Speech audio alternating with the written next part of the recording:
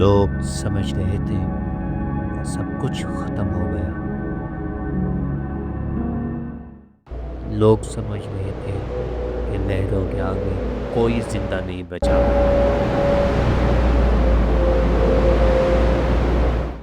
لیکن سونامی کے گزرنے کے چند گھنٹوں بعد ریسکیو ٹیم نے ایک آواز سنی۔ ریت کے نیچے کچھ ہل رہا تھا۔ جو انہوں نے پایا اس نے پوری دنیا کو حیران کر دیا۔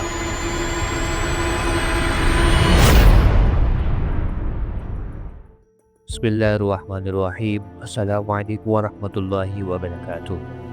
26 دسمبر 2004۔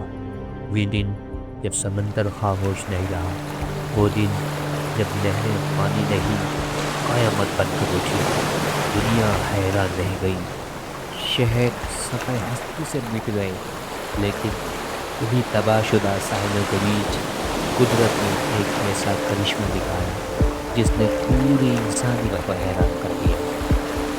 9 میٹر بلند پانی کی دیواریں پورے خاندان میں ہوئے۔ اس دن دنیا نے موت کا رقص دیکھا، لیکن جہاں موت غالب تھی وہیں زندگی نے بھی ایک اعلان کیا کہ جسے اللہ بچانا چاہے اسے کوئی لہر چھین نہیں سکتی۔ سونامی کے گزرنے کے گھنٹوں بعد ریسکیو ٹیم ایک ایسے مقام پر پہنچی جہاں صرف خاموشی تھی، ریت، ملبہ اور موت کا رقص چلت رہا تھا۔ ایک کارکن نے اچانک قدم روکا۔ اس نے ریت میں ہلکی سی حرکت دیکھی، جیسے کسی نے اندر سانس بھری ہو یا جیسے ریت کے نیچے کوئی زندہ ہو۔ وہ سب دوڑ پڑے، ریت ہٹائی گئی اور سامنے آیا ایک نوزائیدہ بچہ جس کے کپڑے تک نہیں، جس کے ارد گرد پوری دنیا چکی تھی، لیکن وہ سانس لے رہا تھا، خاموشی سے زندگی کی گواہی دیتا ہوا۔ یہ وہ لمحہ تھا جس نے پوری ٹیم کو رلا دیا۔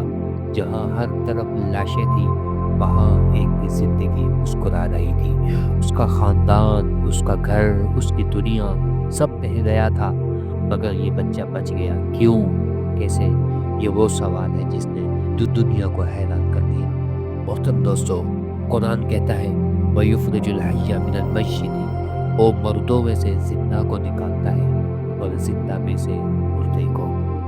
سونامی کی تباہی نے ہزاروں جانیں لے لی، لیکن اللہ نے اسی ریت سے زندگی کو نکال کر دنیا کو یاد دلا دیا کہ جب سب راستے بند ہو جائیں تو اس کی رحمت کا دروازہ کھلا رہتا ہے۔ دنیا بھر کے میڈیا نے اسے دا میریکل بیبی کہا۔ ڈاکٹر بولے اس کا زندہ رہنا ممکن نہیں تھا، لیکن ہوا۔